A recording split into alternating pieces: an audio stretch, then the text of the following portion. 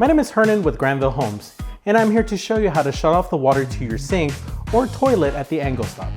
Angle stops are located behind all toilets and under all sinks. If you have an emergency, this shut-off valve will allow you to isolate the area instead of having to shut off the water to the entire home. Depending on the plumber, there are two industry acceptable angle stops.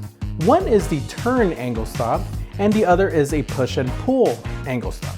Let's begin reviewing the operation of the turn angle stop.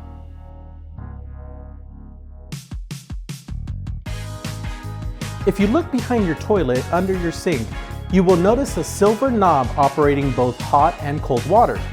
To turn off the water, you will need to turn the silver knob to the right. If you turn the water back on, turn the silver knob back to the left.